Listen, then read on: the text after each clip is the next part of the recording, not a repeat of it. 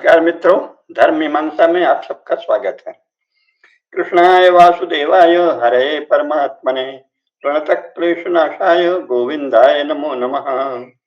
वसुदेव सुतं देवं कंसचाणूरमर्दनम देवकी परमानंदम कृष्णं वंदे जगद्गुरुं। मित्रों, आज का जो विषय है वो समकालीन राष्ट्र जीवन के सबसे महत्वपूर्ण प्रश्नों में से एक है।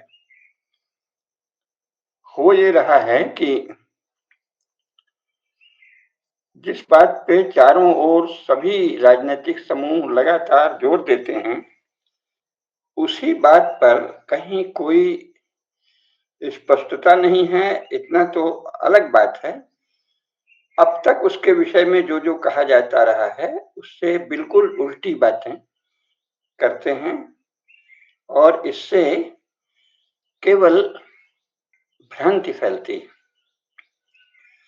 और उससे भी बड़ी बात यह है कि भ्रांति को भ्रांति के रूप में रहने दें तो भी चिंता नहीं है, लोग उससे मुक्त होने का प्रयास करेंगे। परंतु चूंकि ये भारत में मोटे तौर पर राज्य के ब्रिटिश सिस्टम के साथ सोवियत संघ का सिस्टम उस समय मिला दिया गया था, जो अब सोवियत संघ में आंशिक रूप से बचा है। चीन और सोवियत संघ में, चीन और रूस में आंशिक रूप से बचा है, सोवियत संघ तो विकसित हो गया। तो उसमें शिक्षा और संचार माध्यम राज्य के नियंत्रण में है पूरी तरह, जो कि यूरोप में और संयुक्त राज्य अमेरिका में नहीं, मुस्लिम देशों में भी नहीं है, बौद्ध देशों में भी नहीं है, केवल कम्युनिस्ट देशों में ऐसा होता था, वही भारत में चल रहा है। तो उसके कारण क्या है कि स्टेट के द्वारा जो प्रोपेगेंडा होगा, लोकतंत्र अपने यहाँ है पूरी तरह, इसलिए उसके विरुद्ध भी कुछ लोग बोलते रहेंगे। जैसे मैं ही अगर कुछ बोलूंगा तो बोलने की पूरी स्वाधीनता है, बशर्ते भाषा की मर्यादा रहे, सत्य का ध्यान रहे, तथ्यों के संदर्भ में बोले तो पूरी स्वाधीनता है, ये एक बड़ी बात है। लेकिन बोलने की स्वाधीनता का लाभ विशेषकर ऐसे महत्वपूर्ण विषयों में, निर्णायक विषयों में, तो कोई बहुत अधिक जानकार या अध्ययनशील और साथ ही निर्भय या साहसी व्यक्ति ही कर सकता है, सब लोग तो नहीं कर सकते। तो ऐसी स्थिति में असहमति के स्वर के रूप में जीवित रहेगा, बचेगा विरोध का स्वर। परंतु जनसामान्य तो शिक्षा के द्वारा, संचार माध्यमों के द्वारा प्रमुखता से जो बात फैलाई जाती है, और विशेषकर शासक दल और विपक्षी दल दोनों के द्वारा जो बात, दोनों के अनुयायियों के द्वारा भी जो बात बार बार कही जाती है, उसी को तथ्य मानते हैं और उसी को अपने चित्त में अंकित कर लेते हैं। तो इससे अगर इतने महत्वपूर्ण और इतने शक्तिशाली पदों पर बैठे हुए लोग भी सहज ढंग से सत्य को न बोलकर किसी एक विषय में तय कर लें कि उसमें कुहासा फैला देना है, तो उस राष्ट्र में बहुलांश में कुहासा फैल जाएगा। कुहासा फैलने में भी हर्ज नहीं है, परंतु अगर उस कुहासा फैलाने का प्रयोजन ये हो कि अब तक फैलाई गई बातों के नितांत विरुद्ध कोई तथ्य रखे जाएं तो भी ठीक है, तथ्य भी न रखे जाएं, केवल प्रोपेगेंडा कर दिया जाए, तो उससे तो विचित्र सी दशा पैदा होगी ना।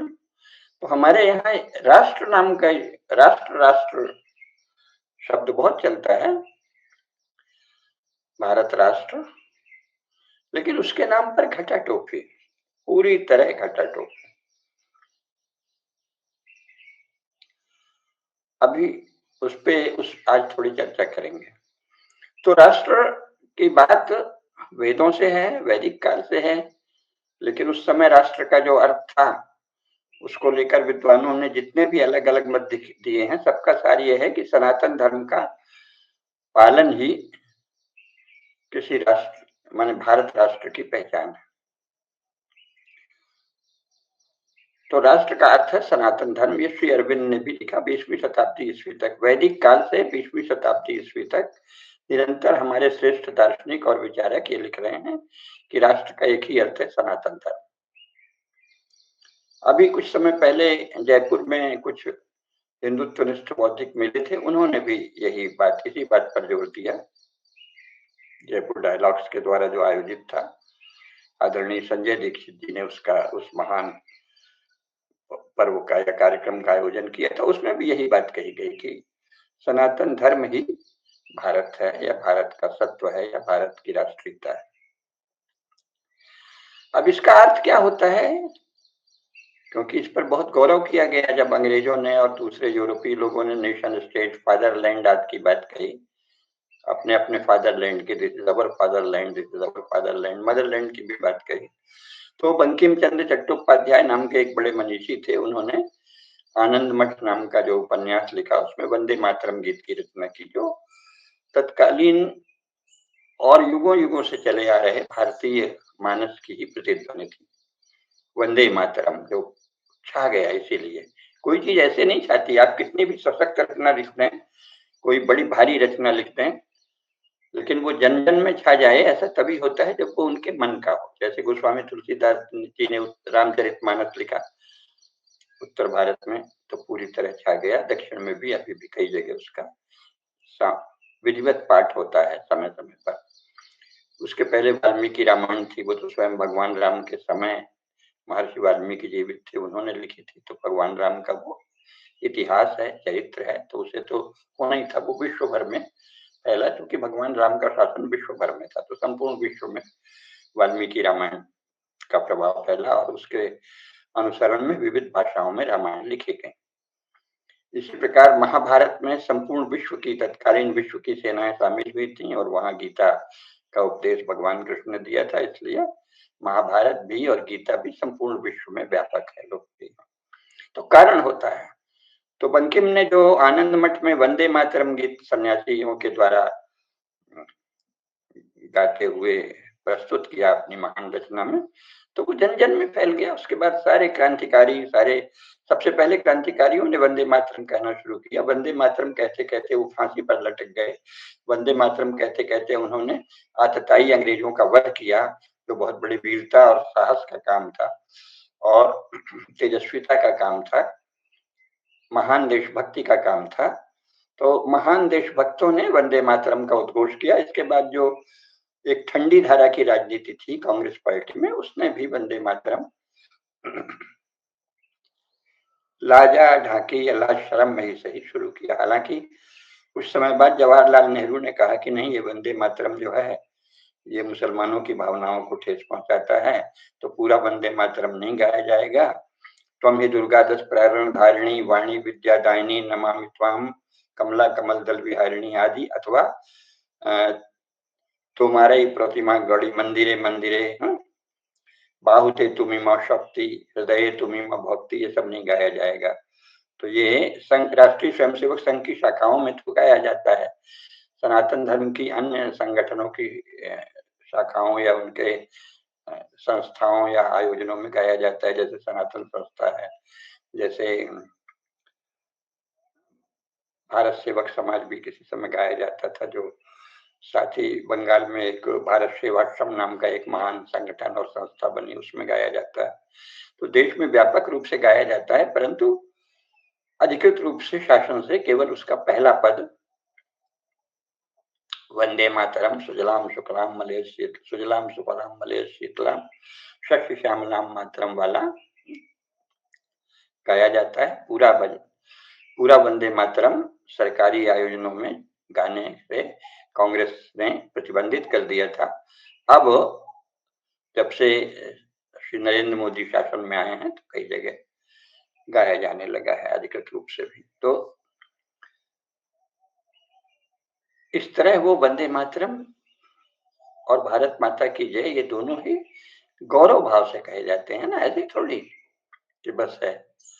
तो गौरव किस बात का है? गौरव है उस इतिहास का जिसमें एक से एक महान शूरवीर, महान ऋषि मनीषी, महान संत, महान दार्शनिक, महान विचारक, महान गुणवंत, कलावंत, संगीतज्ञ, गायक, नर्तक, वादक, चित्रकार, मूर्तिकार, शिल्पकार, बड़े-बड़े महाजन, व्यापारी, वाणिज्यकार, बड़े-बड़े खेती करने वाले, बड़े-बड़े श्रेष्ठ किसान, ग्रामीण, मुखिया, वनवासी समूहों के बड़े-बड़े महान वीर और तेजस्वी और न्यायशील और शासक भी रहे हुए समूह, हमारे सभी श्रेष्ठ मनीषी, ऋषि, मुनि, शासक, गुणवंत, कलावंत, महाजन, व्यापारी, सेवक, शिल्पी, सब इतने महान हुए हैं कि उनकी स्तुति, उनका स्मरण किया जाता है। राष्ट्रीय स्वयंसेवक संघ की शाखाओं में प्रातः स्मरण में उन सबका स्मरण किया जाता है।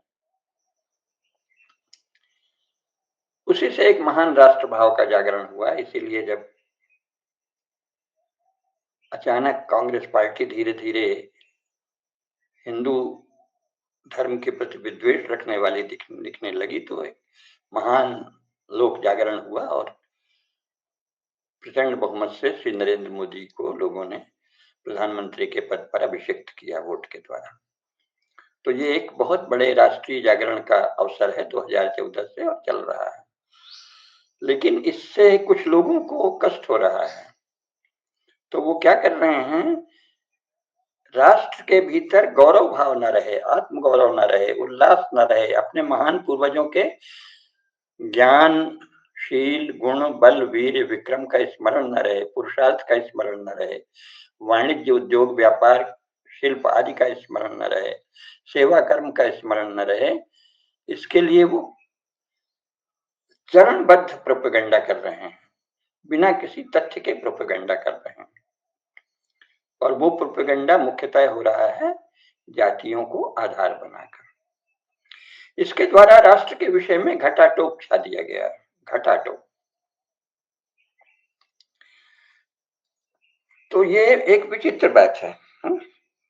अब जो ताजी स्थिति आई है उसमें तो और भी विचित्र बात है। कुछ ऐसे तर्क दिए जाने लगे हैं जो कि हमें जानना चाहिए कि क्या है। जैसे अभी हाल ही में सरसंघ चालक आदरणीय श्री मोहन राव भागवत का एक 3 दिन का भाषण हुआ। उसमें बहुत सी बातें कही गई, बहुत सी अच्छी बातें भी कही गई। वो देश का सबसे बड़ा हिंदू संगठन है, महान संगठन है। उसमें लाखों देशभक्त लोगों ने अपना जीवन दिया है, खपाया है और लगातार राष्ट्र के गौरव के लिए, राष्ट्र के ज्ञान, बल, विक्रम, पुरुषार्थ, वाणिज्य, व्यापार, शिल्प सबके गौरवशाली इतिहास के स्मरण के लिए उसमें नित्य शाखा में एकत्रीकरण होता है और इसके बाद उसी राष्ट्र के गौरव को बढ़ाने के लिए अपनी अपनी शक्ति भर स्वधर्म पालन के द्वारा कार्य करने के लिए काम होता है। तो बहुत बड़ा काम है, बहुत बड़ी बात है। सचमुच की राष्ट्रभक्ति यही है। लेकिन अब उसमें एक विचित्र दशा पैदा हो गई है अचानक कि हाल ही में जो भाषण हुआ अभी कल तक, उसमें डॉक्टर मोहन राव भागवत जी ने जो कहा है उसका अर्थ ये है कि भारत एक हिंदू राष्ट्र है। ठीक है, यहाँ से शुरू हुआ, बड़ा सुंदर वाक्य है, बहुत ही श्रेष्ठ वाक्य है। तो जो भारत विभाजन की विभीषिका के बाद बचा वो हिंदू राष्ट्र है, शेष की बात नहीं हो रही है। पाकिस्तान, बांग्लादेश, अफगानिस्तान, इसके पहले नेपाल, म्यांमार, श्रीलंका आदि तक जो भारत विस्तृत था उसकी कोई बात नहीं हो रही है। जो बचा हुआ भारत है, खंडित भारत है, पहले की तुलना में आधे से भी कम भारत की बात हो रही है, जो इंडियन स्टेट है, modern nation state of India, Bharat, उसकी बात हो रही है। वो कहते हैं ये हिंदू राष्ट्र है, ठीक है ना। और इसलिए ये जो क्षेत्र बचा है शेष, इसमें रहने वाले सब लोग हिंदू हैं। बहुत अच्छा। अब इसमें रहने वाले सब लोग हिंदू हैं, तो कुछ लोग जानते हैं कि हम हिंदू हैं तो वो अपने को हिंदू कहते हैं, बाकी लोग नहीं जानते तो उनको ज्ञान कराना है कि आप हिंदू ही हैं, आपके पूर्वज वही थे। यानी जो अपने आप को मोहम्मद पंथी, जीसस पंथी आदि कहते हैं वो सब भी हिंदू ही हैं। जो अपने आप को लेनिन, स्टालिन, माओ आदि का चेला कहते हैं वो भी हिंदू ही हैं, सब हिंदू हैं, ठीक है। अब उनका कहना यह है कि सबका समन्वय करके चलना है, यानी जलालुद्दीन, जैसे बाद में उन्होंने अकबर प्रचारित किया, से लेके मोइनुद्दीन तक, जैसे औरंगजेब कहा, ऐसे सभी लोग। और इसके बाद जिन लोगों ने गोवा में लोगों को जबरन हिंदुओं के हाथ काटे कि तुम क्रिश्चियन बनो, नहीं तो हम तुम्हारा हाथ काट देंगे, तो हजारों लोगों के हाथ काटे गए। हाथ कटवा चौक गोवा में विद्यमान है, राजधानी के निकट ही। और क्रिश्चियनिटी फैलाने के नाम से जो भयंकर अत्याचार किए गए, झूठ छल किया गया, लोगों के धर्म को छीना गया, हिंदू देवी देवताओं की निंदा की गई, उनको फॉल्स गॉड कहा जाता है रोज। और मजहबी उग्रवादियों द्वारा तो ये कहा जाता है कि केवल अल्लाह और उनके आखिरी रसूल मोहम्मद सच हैं, जो इनको नहीं मानता उसको जीने का ही अधिकार नहीं है। तो वो कहते हैं ये सब हिंदू हैं। अब ये जो सब हिंदू हैं, यानी मूर्ति भंजक और मूर्ति पूजक दोनों हिंदू हैं, ये तो चल ही गया, क्योंकि आर्य समाज ने भी सारा ध्यान, आर्य समाज में इतना अधिक ज्ञान था, स्वामी दयानंद जी ने इतिहास का, दर्शन का, वेदों का, सबका ज्ञान कराया, उसको भूल के ईसाइयों का जो फोकस था मूर्ति पूजा पे, बहुत से लोग अपने आप को आर्य समाजी कहते हुए मूर्ति पूजा के विरोध में लड़े। यद्यपि चर्च और ईसाइयत सबसे ज्यादा मूर्ति पूजक है, जगह जगह सेंट्स की मूर्ति बनी है, मरियम की मूर्ति बनी है, जीसस की मूर्ति बनी है, और उसकी पूजा करते हैं बाकायदे चर्चों। लेकिन हिंदू देवी देवताओं की पूजा को फॉल्स गॉड के पूजा के लिए अविश्वासी, अंधविश्वासी आदि बताते हैं। तो उसके असर से मूर्ति भंजक और मूर्ति पूजक दोनों का समन्वय तो करता ही रहा है संघ। लेकिन अब वो कह रहे हैं कि क्या है, वो जलालुद्दीन अकबर हो, चाहे मोइनुद्दीन औरंगजेब हो, चाहे ये हिंदुओं की हत्या करने वाले मजहबी उग्रवादी हों, चाहे हिंदुओं की हत्या करने वाले अपने को जीसस का अनुयायी कहने वाले पिशाच हों, उन सबका समन्वय होना, वो सब हिंदू ही हैं। और संघ बताएगा उन सबको धीरे धीरे कि हिंदू हैं, आप हिंदू ही हैं, आप अपने पूर्वजों को पहचानिए, क्योंकि भारत में जो भी है वो हिंदू है। अच्छा, पाकिस्तान में जो है वो हिंदू क्यों नहीं है, बांग्लादेश में जो है वो हिंदू क्यों नहीं है, क्योंकि उसके भी तो पूर्वज वही थे। तो ये वो स्पष्ट नहीं कहते, कहने से बचते हैं। तो क्या कभी वो पाकिस्तान और बांग्लादेश और अफगानिस्तान में जाके ये कार्य करेंगे कि ये बताएं कि आपके पूर्वज हिंदू थे इसलिए आप हिंदू ही हैं? ये भी नहीं बताया।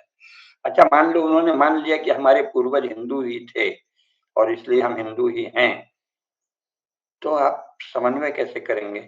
क्योंकि वो कहेंगे ठीक है हम हिंदू हैं, हमको भी उतना ही अधिकार है, इसलिए हमको बाकी हिंदुओं को मारने का अधिकार है, क्योंकि हम ज्यादा अल्लाह के आखिरी रसूल के द्वारा भेजे गया हम मजहब है उसको मानते हैं, हम ज्यादा सही हैं, हम एकदम लेटेस्ट वर्जन है, हमको तो भेजा गया है और यही अब है। तो जब हम स्वयं हिंदू हैं, हम महान हिंदू पूर्वजों की संतान हैं, ये हम ओन अप कर लेंगे, उनको तो क्या दिक्कत है। हम तुम्हारे जितने भी महान पूर्वज हुए उन सब हिंदुओं की हम संतान है, वंशज हैं, और हमारे पास ही अल्लाह के आखिरी रसूल का संदेश आया, इसलिए अब हमने आखिरी सच को अपना लिया है कि केवल अल्लाह पूज्य है और बाकी देवी देवताओं की जो पूजा करेगा उसको जीने का अधिकार नहीं है। ये जब कहेंगे, वो कहेंगे कि इसलिए तुम, अल्लाह ने चूंकि भेजा है आखिरी रसूल को, इसलिए उनको मान लो, क्योंकि हम भी तो हिंदू हैं। और हम देखो सबसे नवीनतम हमारा मानना ये है कि अल्लाह के आखिरी रसूल ही संसार का एकमात्र रास्ता है, बाकी जो उनके ईमान को नहीं अपनाता उसको जीने का अधिकार नहीं है। तो आप फिर क्या उत्तर देंगे? आप उनके साथ हो जाएंगे, आप उनका समन्वय करने लगेंगे। महाराणा प्रताप और अकबर का समन्वय, औरंगजेब और शिवाजी का समन्वय, खूनी खेल खेलने वाले, अपने को माओवादी आदि कहने वाले हत्यारों, बलात्कारियों, दुष्टों, लफंगों, नरपिशाचों से सज्जनों, सदाशयों, उदार लोगों का समन्वय, जो कहे कि सब संपूर्ण जीवन पवित्र है, केवल मनुष्य नहीं प्राणी मात्र पवित्र हैं, इस धरती का कण कण पवित्र है, हमारे वृक्ष पवित्र हैं, नदियां पवित्र हैं, पर्वत पवित्र हैं, चींटी पवित्र है, कौवा कुत्ता, सभी कुछ सारे जानवर, गाय तो परम पवित्र है ही, हम मनुष्यों के समान ही सबको जीने का अधिकार है। उनका समन्वय उनसे करेंगे जो कहेंगे कि हमारे जो अल्लाह के आखिरी रसूल हैं, उन पर ईमान लाने के सिवाय और किसी को जीने का अधिकार नहीं है। दोनों का समन्वय किस प्रकार करेंगे? कोई कहता है कि गॉड ने आज तक एक ही बेटा पैदा किया और गॉड वो है जो सातवें आसमान में रहता है, मनुष्यों के भीतर गॉड नाम की कोई चीज नहीं है। आपके सोल में गॉड नहीं है।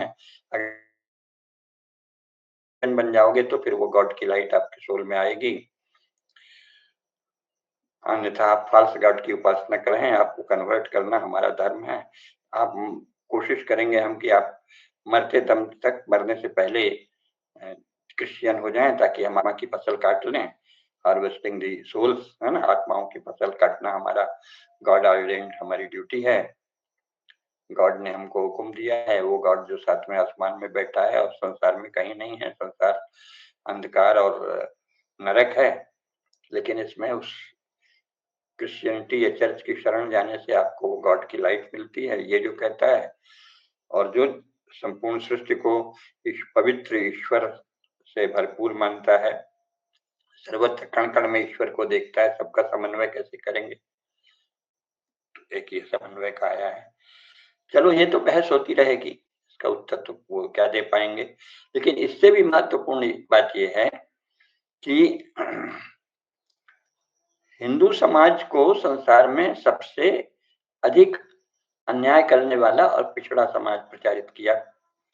पहले पादरियों ने, इसके बाद उसको ले उड़े कांग्रेसी और कम्युनिस्ट। कांग्रेसियों की वो धारा जो कम्युनिस्ट थी, और फिर उसी के अनुसरण में मुसलमान भी हिंदुओं को आंखें दिखाते हैं। कहते हैं ना, सूप बोले तो बोले, चलनी क्या बोले जिसमें 72 छेद। पर भारत ऐसा देश है और हिंदू ऐसा समाज है कि उसको अभी के नेताओं ने ऐसी दशा में डाल दिया है कि उसको वो लोग भी आंखें दिखाते हैं और तर्क देते हैं और सिखाना चाहते हैं, जिनको बुद्ध की कसौटी में खड़े पल भर खड़े होने के लायक नहीं। जो कहते हैं कि अल्लाह ने जो है धरती को ढकने के लिए आसमान का चंदोबा तान दिया है। मोहम्मद साहब नाराज हुए तो उन्होंने क्या धरती में जोर से मुक्का मारा, या कुछ भी तरह तरह की बातें, उससे चांद 2 टुकड़े हो गया वगैरह। तरह तरह की बातें जो करते हैं कि अकेले हम ही असली जीने के हकदार हैं, बाकी जीन। मुख्य बात तो आप विश्वास कुछ भी कर लो, उपासना कुछ भी कर लो, हिंदुओं की दृष्टि तो वो सब सही है, लेकिन ये है कि जो गैर मोमिन है उसको जीने का अधिकार नहीं है। और जब भी मौका लगेगा, हमारे पास शक्ति आएगी, तो उनको जबरन हम मोमिन बनाएंगे। ये कहने वाले जो हैं, उनको भी कहा जाता है कि भरपूर अधिकार है अपनी बात कहने का, और उनको अधिकार है, क्रिश्चियंस को अधिकार है, लेकिन सरकारी खजाने से भी इस्लाम और ईसाइयत के प्रचार का खूब धन दिया जाता है। बड़ी बड़ी प्रोजेक्ट हैं। वो धन कहाँ से आया है? कोई प्रधानमंत्री या राष्ट्रपति अपना कहीं से कमा के धन नहीं लाते। ये जो है कंसोलिडेटेड फंड ऑफ इंडिया है, भारत का राजकोष। ये नागरिकों के टैक्स से संचित एक कोष है, और इसमें इस टैक्स में सबसे बड़ा हिस्सा 85% किसका है? हिंदुओं का। तो जिनके टैक्स से 85%, जिन लोगों के टैक्स से भारत का खजाना संचित होता है, उस खजाने से उन्हीं 85% लोगों के धर्म को नाश करने के लिए, नाश करने का अपने को अधिकारी बताने वाले दावा करने के लिए पढ़ाई करने का पैसा दिया जाता है सरकारी खर्चे से। तो ये कैसा राष्ट्र हम बना रहे हैं? लेकिन घटाटोप है, चलेगा। चलिए, इसके बाद अंग्रेजों ने सबसे पहले जाति की जनगणना कराई, क्योंकि उनके यहाँ 99% लोग ही सर्फ होते थे, दास होते थे। 1% लोग थे, उसमें भी 2-3 वर्ग थे। सबसे पहले तो लॉर्ड होते थे। लॉर्ड में टेम्पोरल लॉर्ड और स्पिरिचुअल लॉर्ड, यानी बड़े बड़े जागीरदार और पादरी लोग आते हैं। इसके बाद बीच के मिडिल मैन भी थे, मध्य वर्ग भी था, थोड़ा सा ही था वो। 1% वही था। कुछ 100 मुश्किल से अपर उसमें लॉर्ड वाले में थे। इंग्लैंड में, संपूर्ण इंग्लैंड में कुछ 100 तो लॉर्ड थे और कुछ हजार मिडिल क्लास थे। बाकी सब संपूर्ण जनसंख्या सर्प थी। स्त्रियों को तो माना जाता था कि आत्मा ही नहीं है। ये सब अभी 19वीं शताब्दी तक चलता था। तो उन्होंने यहाँ जनगणना कराई कि अच्छा शायद यहाँ भी ऐसे ही हो।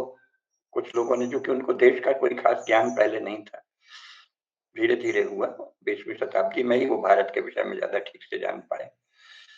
तो उन्होंने जनगणना करा दी 19वीं शताब्दी ईस्वी के अंत में कि अनटचेबल्स की जनगणना करो। सोचे कि ये भी 90% निकलेंगे तो हम सब जगह प्रचार कर देंगे कि हमारे यहाँ जैसा अंधकार था, फिर हमने दूर किया है नए युग में, तो यहाँ भी हम ही जीसस का प्रकाश फैलाकर ही उसको दूर करेंगे। लेकिन वो अनटचेबल्स की जनगणना में वो 2.5% निकले। तो 2.5% को कैसे बहुजन कहते हैं। खैर, तो फिर उन्होंने कहा कि नहीं, हम ऐसे करते हैं, सरकार की एक लिस्ट बनाते हैं, उसे कहा शेड्यूल लिस्ट। रजिस्टर में जो बनाई जाए सूची उसको शेड्यूल कहते हैं। तो एक लिस्ट बनाई, उसमें शेड्यूल, इसीलिए कहा जाता है कि वो रजिस्टर में, सरकारी रजिस्टर में जो लिस्ट बनी उसको कहते हैं शेड्यूल। क्योंकि वो जातियों की लिस्ट बनी तो उसको शेड्यूल कास्ट लिस्ट कहते हैं। तो शेड्यूल कास्ट भारत के किसी धर्मशास्त्र में शब्द नहीं है अनुसूचित जाति, कहीं किसी इतिहास में नहीं है। उन हर जातियों के जिनका उल्लेख किया जाता है उसमें से बहुत सारी जातियों के लोग यहाँ राजा रहे हैं, संपन्न रहे हैं, धनी रहे हैं, महान शिल्पी के रूप में, महान शूद्र के रूप में महाभारत में उनका अभिनंदन किया गया है। लेकिन वो शेड्यूल कास्ट से कहा गया कि इनके साथ बड़ा अन्याय होता है, इसलिए इनको हम विशेष सुविधा देंगे। पहले तो कहा गया कि इनका एक अलग नेशन ही बना दो, है ना, शेड्यूल कास्ट का। फिर कांग्रेस आंदोलन जब चला उसमें दोनों तरह के लोग थे, तो कुछ उदार हृदय हिंदू थे और कुछ ईसाइयों के एजेंट हिंदू थे। दोनों ने आपस में तालमेल बना के कहा कि भाई ये तो, इनको तो रिजर्वेशन दे दो। शेड्यूल कास्ट को जो 14 साढ़े 14% जनसंख्या थी उसको रिजर्वेशन दे दिया। फिर कहा कि जो हमारे जंगलों में रह रहे हैं, जिनको मुख्यतः मुसलमानों से जिन्होंने लड़ाई की, फिर अंग्रेजों ने सबसे ज्यादा उनके राज्य छीने, हजारों, जिन्हें वो ट्राइबल कहते हैं, जिन्हें हम वासी क्षत्रिय समूह ही कहते हैं, उनके राज्य भारत में थे बहुत से, नगा, मिजो, मैती, इधर संथाल, खरवार, बहुत सारे हैं, बैगा, गोंड, सभी के तो राज्य थे, भील, सारे देश में इनके राज्य थे। इनके अपने राजा होते थे, शान से रहते थे, उनके पास सेना थी, धन था, खजाना था, वैभवशाली राज्य थे। फिर उनको अंग्रेजों ने, सबसे ज्यादा मुसलमानों और अंग्रेजों ने धीरे धीरे उनको बहुत सारे हिंदुओं की भी सहायता लेके उनको लूटा खसोटा मारा, और फिर उनकी दशा खराब हो गई। तो अब ये जो लोग जागृत हिंदू थे, इन्होंने कहा भाई इनको भी आरक्षण दे दो। तो 7% वो भी हैं, तो 14.5 और 7 या 8 जो भी मिला लो, उसको मिला के 8%, 22.5% या 23% ज्यादा से ज्यादा बढ़ा लो, इतने हुए, ठीक है।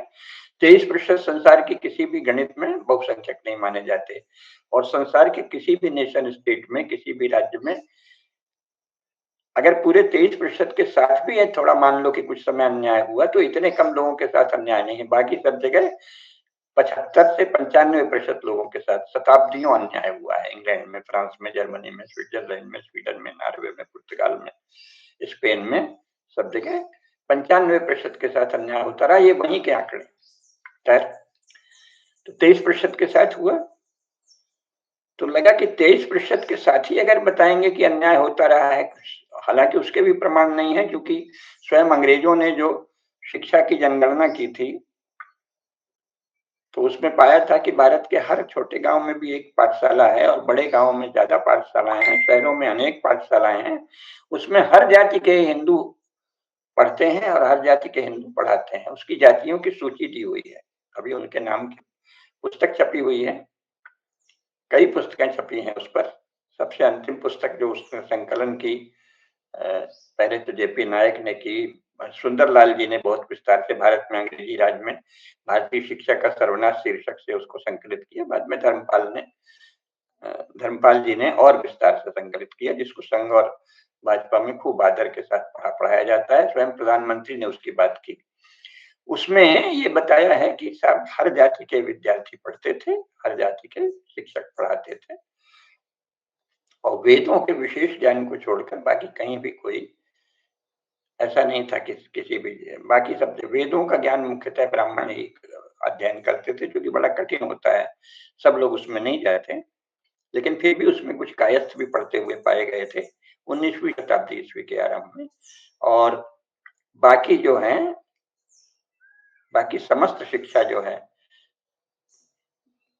भाषा, गणित, व्याकरण, साहित्य, नाट्यशास्त्र, नृत्य शास्त्र, संगीत, चित्रकला, शिल्प शास्त्र, प्रतिमा शास्त्र, बड़े बड़े वाणिज्य, व्यापार, उद्योग, इनसे संबंधित शिक्षाएं, जिसके द्वारा भारत सारे संसार में सबसे ज्यादा संपन्न राष्ट्र था, हजारों साल रहा है, जिसको सब लोग मानते हैं। तो वो सब सभी लोग, हर जाति के लोग शिक्षा पाते थे और हर जाति के लोग पढ़ाते भी थे। इसके आंकड़े हैं, ये प्रधानमंत्री स्वयं भी भाषण में कह चुके हैं। तो अगर ऐसा है तो फिर हजारों साल से अन्याय की क्या बात है। लेकिन चलिए, अनुसूचित जाति और अनुसूचित जनजाति को कह दिया तो भाई जो उदार हिंदू है, जो देश के प्रति गौरव भाव रखता है, उसने सोचा अरे छोड़ो, इस बहस में मत पड़ो, सैकड़ों साल हुआ कि नहीं हुआ, 19वीं शताब्दी ईस्वी तक उनके साथ न्याय था। बाद में अंग्रेजी राज में कुछ अन्याय हुआ, चलो मान लो, कुछ मुसलमानी राज में हुआ, कुछ अंग्रेजी राज में हुआ, ठीक है, कुछ भी हुआ, अब इनको आरक्षण दे दो। तो ये भाव था। अब ये भाव आधुनिक युग में कितना गलत है, ये इससे पता चलता है कि आप दो तो, लेकिन उसको लिपिबद्ध करके दो, क्योंकि यहाँ सब कुछ लिखित होता है। तो ये जो हिंदुओं के नेताओं ने हिंदुओं को उदारता के लिए प्रेरित किया, वो तो बहुत अच्छी बात है, लेकिन उसमें प्रमाद के लिए भी प्रेरित किया कि उसको अंकित मत करो। तो ये नहीं कहा गया कि नहीं नहीं, ये बिल्कुल झूठी बात है कि ये शताब्दियों से अन्याय के शिकार हैं। ये अभी 19वीं शताब्दी तक भरपूर इनके पास विद्या भी थी, धन भी था, ऐश्वर्य भी था अपने ढंग से। बाकी गरीब अमीर तो ब्राह्मणों में सबसे ज्यादा गरीब, उसके बहुत से अन्य कारण हैं, और सरकारों ने आज तक संसार में कहीं भी गरीबी दूर नहीं की। सोवियत संघ और चीन में तो की ही नहीं है। सोवियत संघ में लोग कचरे से डबल रोटी बिन बिन के खाते थे, वो अब सब सारी दुनिया जानती है। और चीन में तो भूखमरी से करोड़ों लोग मर गए हैं। तो सरकारों ने तो गरीबी संसार में कहीं नहीं दूर की है, वो जो होगी समाज से ही दूर होगी। जो हमारे यहाँ अन्न सत्र और दान, इन सब की महिमा थी, उसके द्वारा दुख दूर होता है गरीबों का। तो सरकार के पास तो गरीबी कहाँ, सरकार तो खुद ही लोगों से टैक्स मांगती है, लेती है, या तो छीनती है या मांगती है। सरकार के पास कहाँ से धन आता है, तो वो कहाँ से गरीबी दूर करेगी। हमारा ही पैसा हम ही को देती है आधुनिक राज्य में, है ना, केंद्रीकरण करके। पहले तो ऐसा नहीं था, पहले तो समाज से बहुत कम धन राज्य में जाता था, टैक्स बहुत कम होता था। खैर, तो मुख्य बात यह है कि तो अंकित नहीं किया गया कि अनुसूचित जाति और जनजाति के साथ अन्याय मुख्यतः अंग्रेजों ने और अंशतः मुसलमानों ने किया। मुसलमानों को तो उन्होंने पीट पाट दिया। रानी दुर्गावती से अकबर के नाम पर हिंदुओं ने लड़ाई लड़ी, कुछ एक दो कुछ मुसलमान भी थे, लेकिन उसमें हिंदू सेना भी बहुत थी।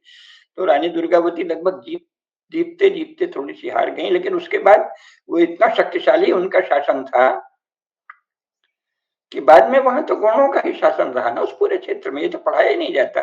ऐसे पढ़ाते हैं कि रानी दुर्गावती हार गई, अकबर जीत गया। एक तो अकबर नहीं था, वो ससुरा हिंदुओं की सेना से जीता, कोई अकेले मुस्लिम सेना नहीं लड़ी थी। लेकिन जो उसके बाद फिर वहां गौड़ों का शासन रहा, अंग्रेजों के समय तक गौड़ों का शासन रहा, अभी तक गौड़ों का शासन 1858 तक था उस पूरे इलाके में। ये नहीं पढ़ाया जाता। तो काहे की वो हार है। जो अकबर की सेना लौटी, उसके बाद उनकी हिम्मत नहीं हुई गोंडवाना में आक्रमण करने की, वहां गोंडों का ही शासन रहा। तो ये तो अंकित करना था ना कि भाई अंग्रेजों ने सबसे ज्यादा ट्राइबल्स जिन्हें कहते हैं वनवासी, उनके साथ अत्याचार किया, और उसके पहले कुछ मुसलमानों ने किया।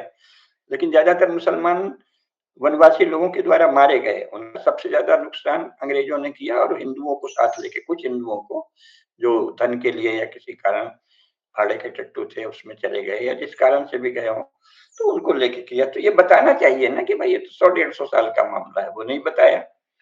चलिए साहब, 22%, 23% के साथ अन्याय की बात कम्युनिस्टों ने, कांग्रेस के कम्युनिस्ट धड़े ने, और हिंदू समाज से घृणा करने वाले लोगों ने इतिहास के नाम पर जबरन बच्चों को ये पढ़ाया कि यहाँ पता नहीं कब से अन्याय हो रहा है। मतलब उद्दंडता, झूठ और छल की कोई पराकाष्ठा होती है भारत के विषय में। इतना झूठ, इतना झूठ।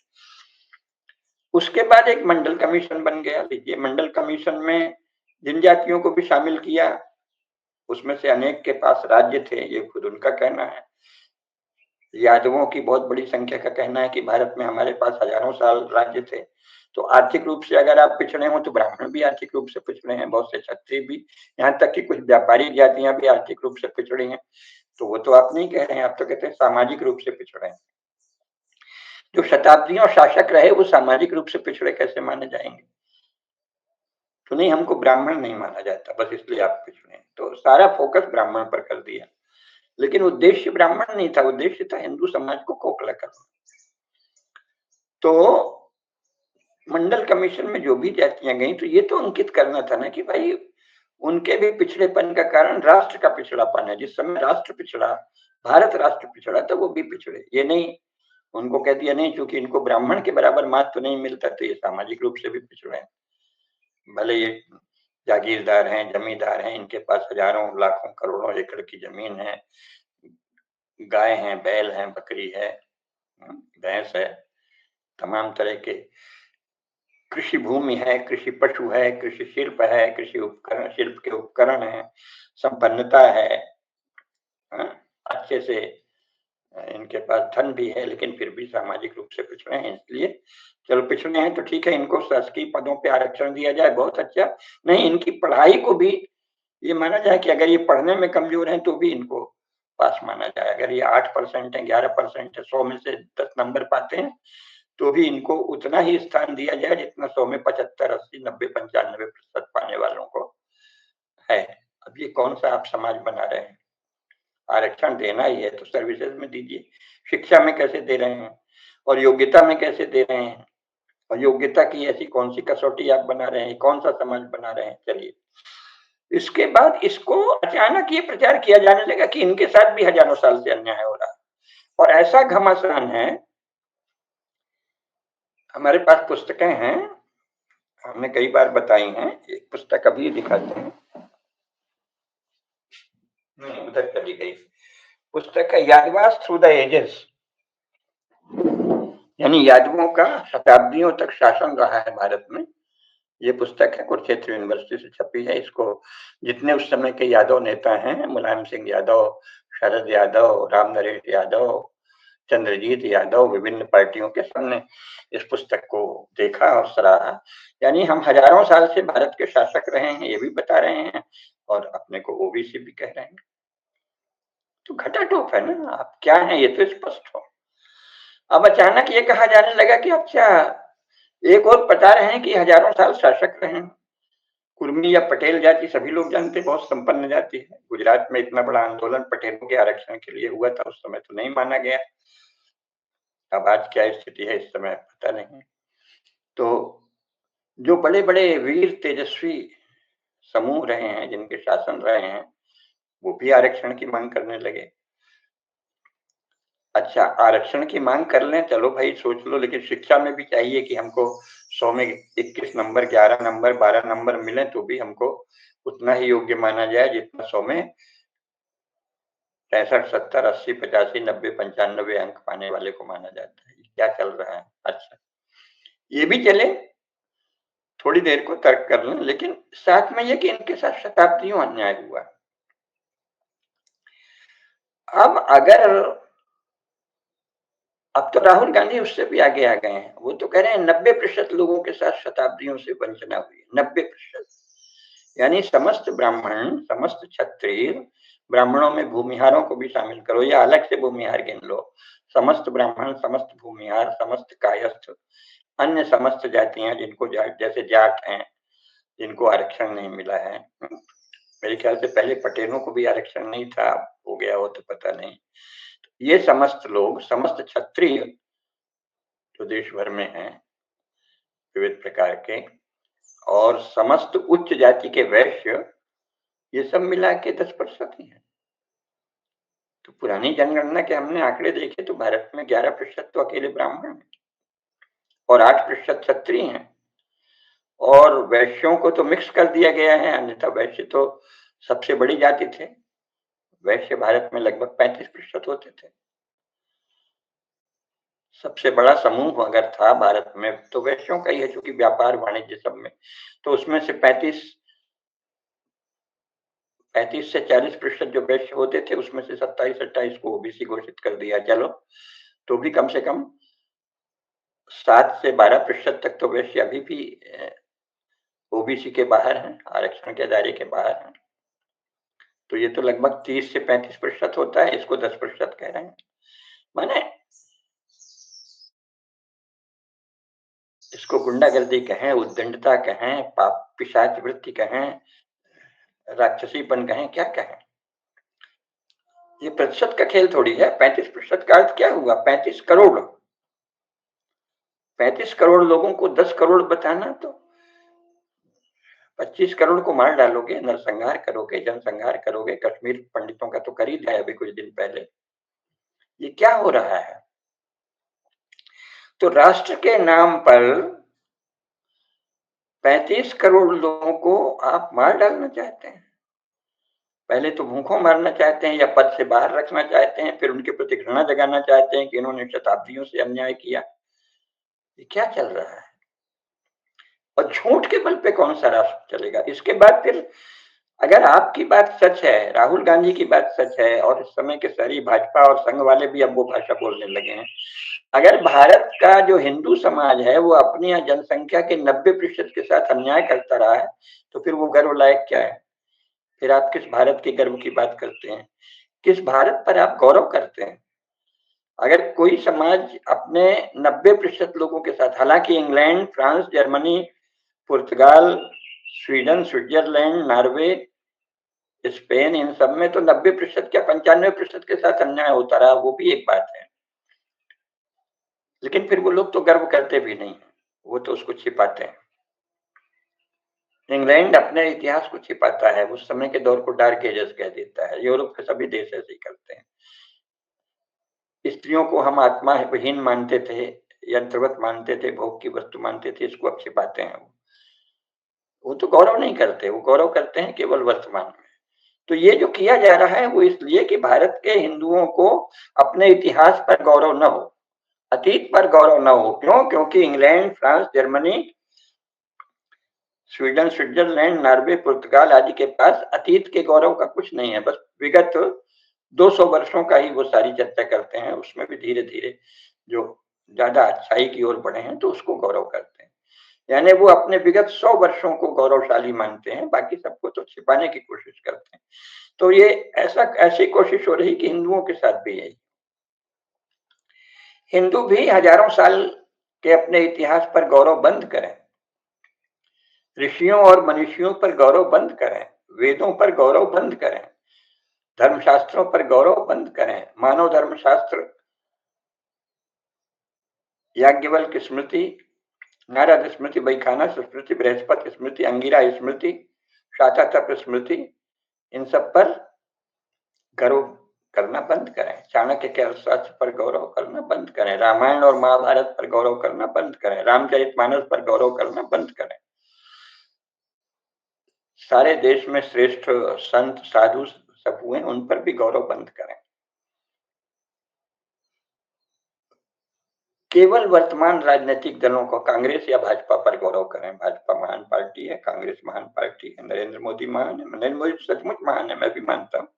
लेकिन बाकी सब पूर्वजों पर गौरव बंद, क्योंकि ये तो अन्यायी समाज रहा है। 90% लोगों के साथ इसने अन्याय किया।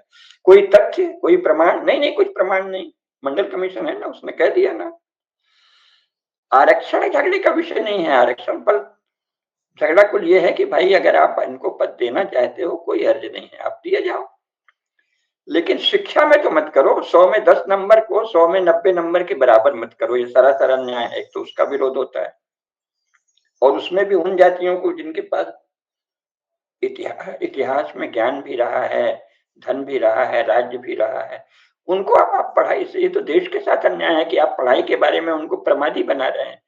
पढ़ाई की मेहनत नहीं करें। वो सोच रहे हम तो 20% 20 नंबर भी पाएंगे 100 में, तो हमको तो सिलेक्ट हो ही जाना है, हम तो आईएएस भी बन जाएंगे, आईपीएस भी बन जाएंगे, डॉक्टर भी बन जाएंगे, इंजीनियर भी बन जाएंगे। ये क्या देश बना रहे हैं? कैसा देश बना रहे हैं?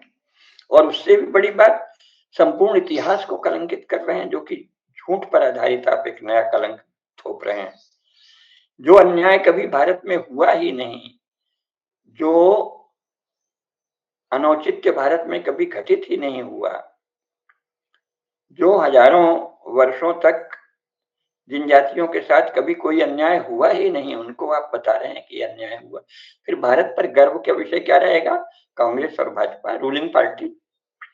ये प्रयास हो रहा है कि आप केवल वर्तमान पर गर्व कीजिए, वर्तमान में आप मोदी जी के समर्थक मोदी जी पर गर्व करें। मोदी जी का समर्थक तो मैं भी हूं, पर मैं केवल मोदी जी पर गर्व नहीं करता, मैं अपने ऋषियों, मुनियों, संतों, साधुओं, महर्षि वाल्मीकि, महर्षि व्यास और जिनका वो राष्ट्रीय स्वयंसेवक संघ की शाखाओं में प्रातः स्मरण किया जाता है, उनमें से दो चार लोगों को छोड़ के, गांधी वगैरह या ज्योतिबा फुले वगैरह, और सब पर गर्व करता हूं।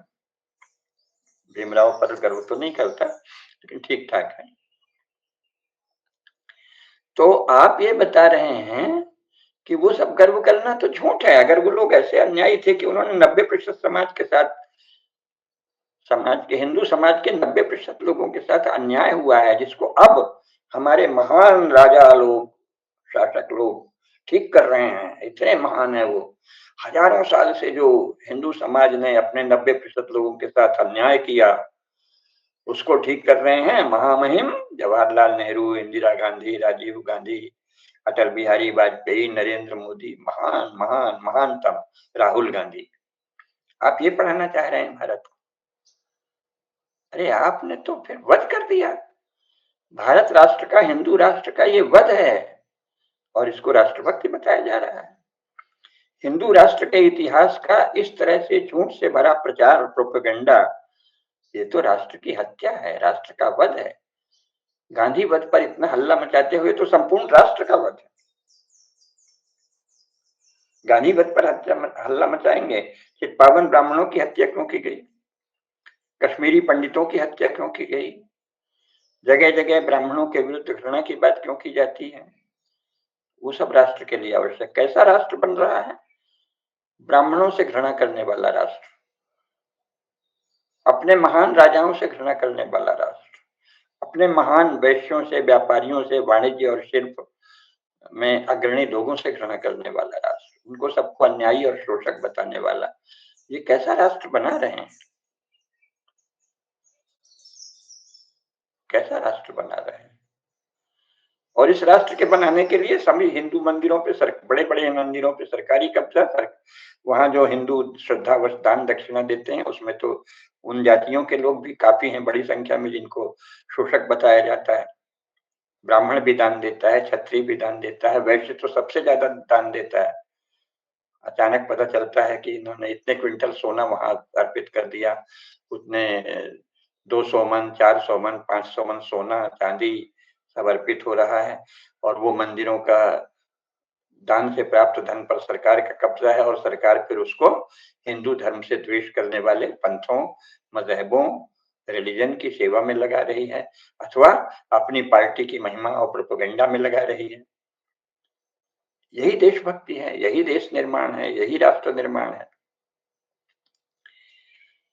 अगर भारत के 90% लोगों के साथ अन्याय ही होता रहा है, तो फिर गर्व करने लायक भारत में भी कुछ नहीं है। इंग्लैंड और जापान और वहां तो नहीं, इंग्लैंड और फ्रांस और अन्य देशों में तो नहीं है, फिर भी वो अपने शून्य में गर्व कर लेते हैं। 100 वर्ष का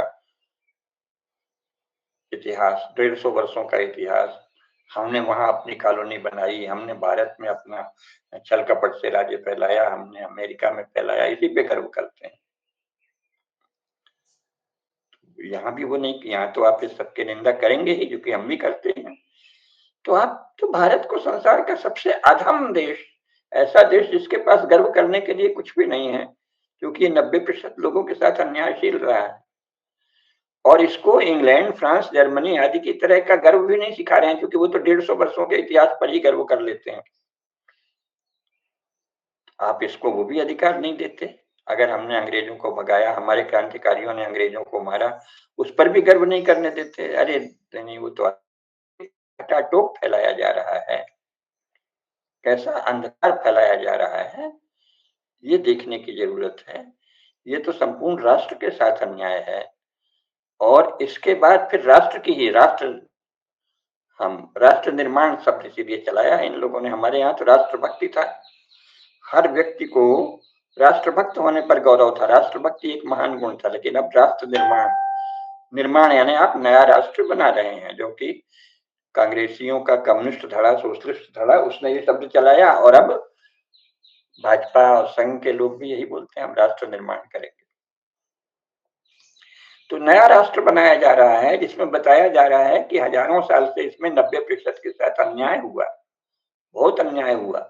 उसके आंकड़े मत मांगो, भले उनके पास राज्य था, धन था, विद्या थी, उधर वो भी पुस्तकें लिख रहे हैं कि हमारे पास शताब्दियों राज्य रहा, हमारे पास बड़े बड़े ज्ञानी महात्मा साधु संत हुए जिनका सब लोग पूजा करते थे, हमारे पास तो रैदास हुए जिनकी महान प्रतापी राज्य चित्तौड़ की राजकुमारी शिष्या थी, रीवा के राजा शिष्य थे, गुजरात के कुछ राजा शिष्य थे, ऐसे रैदास हुए, संत कबीर हुए जिनको सारा देश मानता था, वो भी बता रहे हैं।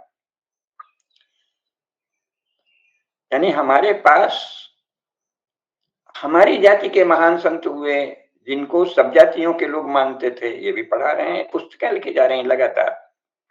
हमारे पास हजारों साल से राज्य था, यादव हैं, कुर्मी हैं, तेली हैं, नाई हैं, सबके पास तो राज्य था।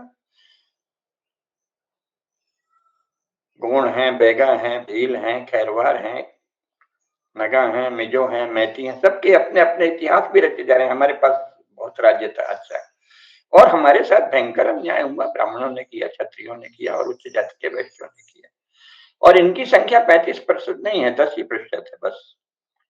ये क्या चल रहा है? तो घटाटोप, राष्ट्र के नाम पर जो घटाटोप है, इस पर विचार करने की आवश्यकता है। ये तो राष्ट्र के नाश को राष्ट्र निर्माण कहा जा रहा है, राष्ट्र की प्रज्ञा के नाश, राष्ट्र की स्मृति का नाश, राष्ट्र के सत्य का नाश, राष्ट्र के इतिहास की स्मृति का विलोप, एक काल्पनिक और झूठा इतिहास रचा जाना, ये चिंता का विषय है।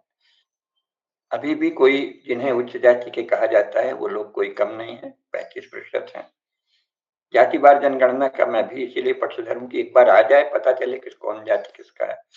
और जातिवार जनगणना से भी बात नहीं बनेगी, क्योंकि जिन्हें आप मंडल कमीशन के नाम से आपने ओबीसी कह दिया है, उनका इतिहास वही जातियां लिख रही हैं कि हमारे पास शताब्दियों राज्य रहे हैं, और हमारे पास बड़े ज्ञानी हुए हैं, और शूरवीर हुए हैं, और उद्यमी हुए हैं, और पुरुषार्थी हुए हैं। तो इतना झूठ तो मत बोलो भाई।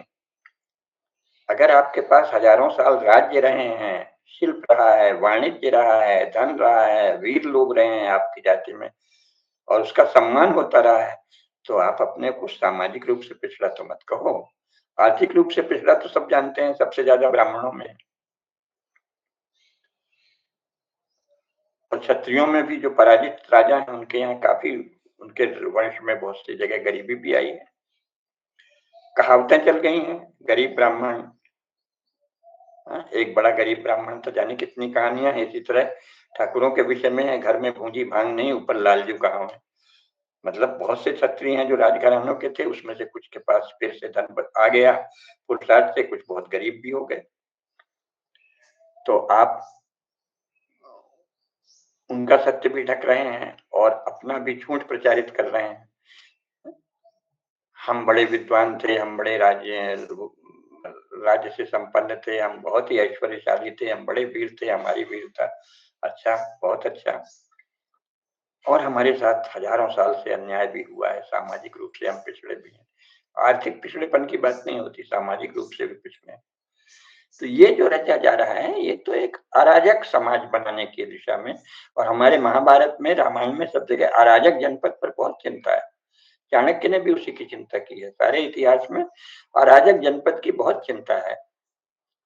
तो बौद्धिक अराजकता की जो रचना की जा रही है, वो जो 35% जातियों में जो विद्वान वीर हैं उनको तो चिंता करनी है। हमारा मानना है कि वो जो बाकी जो 65% हैं, जिनको 90% बताया जाता है, उसमें भी सबके सब कोई राहुल गांधी के झूठ के समर्थक नहीं है। उसमें भी एक से एक सत्यनिष्ठ, सदाचारी, मननशील, राष्ट्र के प्रति गौरव का भाव रखने वाले, सत्य का आग्रह रखने वाले लोगों की संख्या बहुत अधिक है। उनको सबको साथ लेकर राष्ट्र के सच्चे इतिहास को प्रतिष्ठित करना, राष्ट्र के आत्मगौरव के सच्चे आधारों को सामने लाना, ये हम सबका कर्तव्य है, धर्म है। राष्ट्र के नाम पर जो घटाटोप छाया जा रहा है, इसका विरोध करना सबका, वो अनुसूचित जाति का हो, अनुसूचित जनजाति का हो, ओबीसी का हो अथवा तथाकथित अगड़ों का हो, सबका धर्म है। जो भी उनमें से सत्यनिष्ठ है, धर्मनिष्ठ है, सदाचारी है, उसका ये कर्तव्य है कि राष्ट्र के नाम पर छाए जा रहे घटाटोप की निंदा करे, भर्त्सना करे, विरोध करे और राष्ट्र के सच्चे इतिहास को, जो बहुत गौरवशाली इतिहास है, अत्यंत गौरवशाली, अत्यंत आत्मगौरव योग्य इतिहास है, उसको मिलजुल कर फिर से सामने लाएं। जैसे हमने सोनिया गांधी आदि के द्वारा हिंदुओं के विरुद्ध अभियान छेड़ दिए जाने पर नरेंद्र मोदी को 2014 में प्रतिष्ठित किया, उसी प्रकार अब विगत 100 वर्षों में बने अनेक संगठन हिंदू समाज को लांछित करने की तरह तरह की परोक्ष युक्तियां कर रहे हैं, उनको भी परास्त करें और सच्चा इतिहास जो गौरवपूर्ण है, गौरवशाली है, उसको प्रतिष्ठित करने का कार्य करें। यही अनुरोध है। वंदे मातरम। धर्म की जय हो, अधर्म का नाश हो, प्राणियों में सद्भावना हो, विश्व का कल्याण हो। नमः पार्वती पतये, हर हर महादेव।